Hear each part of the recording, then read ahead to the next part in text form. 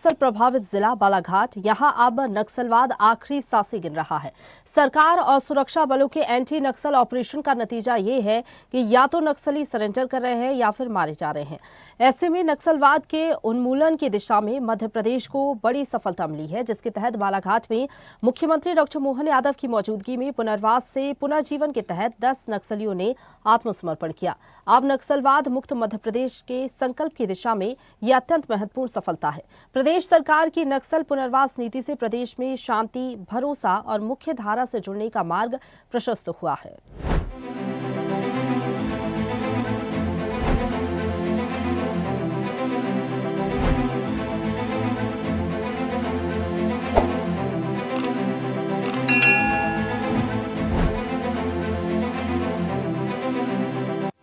अब मध्य प्रदेश की धरती पर नक्सलवाद या लाल आतंक का कोई संघर्ष नहीं होगा। अब प्रदेश की धरती पर माओवादियों का नामो निशान नहीं रहेगा। आज मध्य प्रदेश के बालाघाट जिले में मुख्यमंत्री डॉक्टर मोहन यादव के समक्ष एमएमसी जोन के केबी डिवीजन के 10 नक्सलियों ने सरेंडर किया, जिसमें 77 लाख रुपए का इनामी कबीर के साथ 10 और नक्सली शामिल हैं। इनमें 4 महिलाएं और 6 पुरुष नक्सली हैं। दरअसल मध्य प्रदेश का बालाघाट जिले में भी करीब 35 सालों से लाल आतंक का कलंक है, जो लगभग अब पूरी तरह मिट चुका है। बीते सालों में हार्डकोर नक्सली या तो मारे गए हैं या उन्होंने सरेंडर किया है।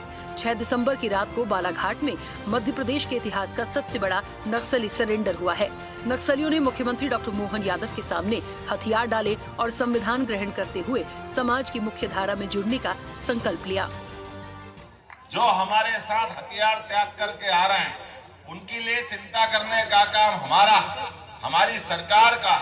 हमारी सरकार के माध्यम से और भी जो बचे हैं वो हथियार त्यागे।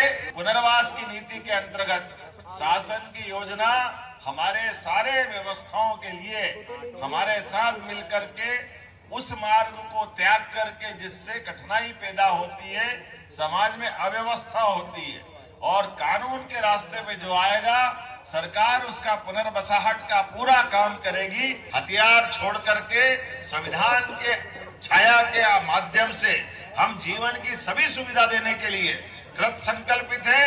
आओ आगे बढ़ो, हमारे साथ आओ, पुनर्वास की नीति अपनाओ। आपके जीवन की गारंटी, आगे बढ़ने की गारंटी, सभी प्रकार के जीवन में सहयोग की गारंटी हमारी सरकार लेने वाली है। माननीय प्रधानमंत्री के नेतृत्व में किसी हालत में लाल सलाम को सलाम करने की हमारी प्रतिबद्धता है। दुनिया की कोई ताकत अब हमको रोक नहीं सकेगी। आज नहीं तो कल मैं दोबारा दोहराना चाहूंगा, हमारे बालाघाट सहित पूरे क्षेत्र में एक भी व्यक्ति को हथियार उठाने की अनुमति नहीं दी जाएगी। बालाघाट जोन को मैं बालाघाट ही नहीं, मंडला, डिंडोरी, एक के बाद एक लगभग 2 साल के अंदर ये जिले हमारे भारत सरकार की उस लिस्ट से बाहर आए जिसको हम डेंजर जोन में मानते थे। मुख्यमंत्री डॉक्टर मोहन यादव ने कहा कि हम किसी के दुश्मन नहीं हैं, लेकिन यदि कोई कानून व्यवस्था में दिक्कत बनेगा तो कोई सरकार बर्दाश्त नहीं करेगी। उन्होंने कहा कि शासन की योजनाएं सभी व्यवस्थाओं के लिए हैं, इसलिए ऐसे मार्ग को चुने जो सही है, जिससे समाज में कोई अव्यवस्था न हो। मुख्यमंत्री ने कहा कि जिन नक्सलियों ने सरेंडर किया है, अब उनकी चिंता करने का काम हमारा है। इस सामूहिक आत्मसमर्पण को मध्य प्रदेश में नक्सलवाद विरोधी अभियानों की एक बड़ी सफलता माना जा रहा है।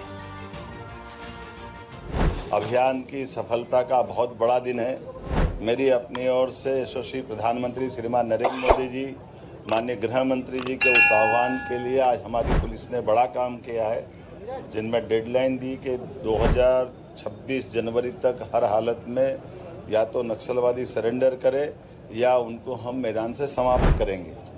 इसमें सुरेंद्र उर्फ कबीर, जिस पे 62 लाख का इनाम है, इसी के साथ राकेश ओडी, मनीष पिता समरत, इस पे भी 62 लाख का इनाम मध्य प्रदेश, राजस्थान और महाराष्ट्र पुलिस द्वारा, तीनों राज्य की पुलिस जिनको ढूंढ रही थी।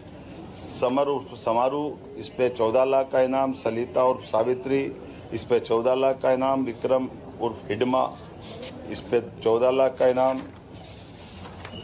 लाल सिंह मरावी, इस पे 14 लाख का इनाम। शिल्पा निप्पो, इस पे 14 लाख का इनाम। जरीना जोगी मुसाक, इस पे 14 लाख का इनाम।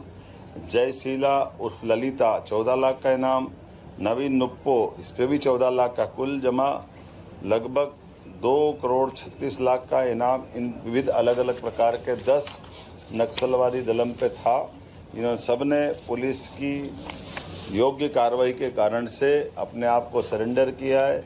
मध्य प्रदेश सरकार सारे अभी भी बचे हुए जो कुछ, यद्यपि हमारे राज्य में बहुत थोड़े से बचे हैं, मैं आपके माध्यम से भी अपील करूंगा कि आइए हम सब पुनर्वास की नीति के माध्यम से उनके जीवन की भी गारंटी लेंगे, लेकिन ये समय सीमा भी है और यशस्वी प्रधानमंत्री श्रीमान नरेंद्र मोदी जी और गृह मंत्री जी का हमारा सबका संकल्प है कि हर हालत में हमारी धरती पर नक्सलवाद का हम खात्मा करके रहेंगे। तो मैं एक बार फिर आज इस बालाघाट के सारे पुलिस अधिकारियों को, सभी प्रकार के हमारे वरिष्ठ अधिकारियों को, पुलिस जवानों को, सरकार के माध्यम से हम सभी प्रकार के अभियान चलाने के लगातार सतत रूप से उसकी चिंता भी कर रहे हैं और कई कारणों से जनता की जन कल्याणकारी योजनाओं के लिए भी नीचे तक उतारते हुए।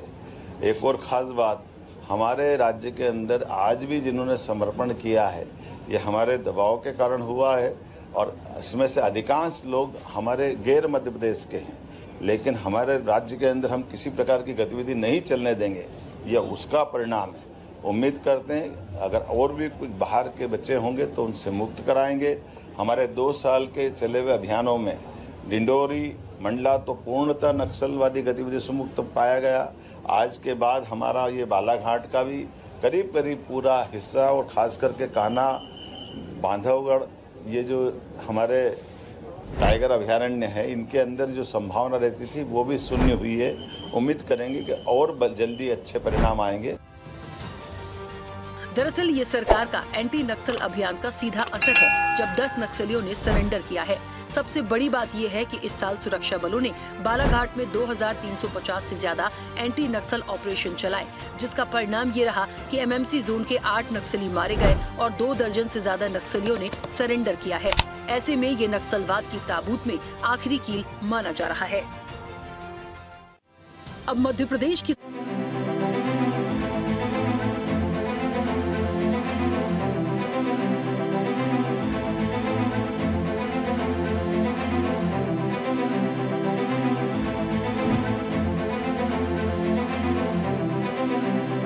ताजा खबरों के लिए लाइक, फॉलो और YouTube पर सब्सक्राइब कर बेल आइकन दबाएं। साथ ही ताजा अपडेट्स के लिए swedeshlive.com पर विजिट करें।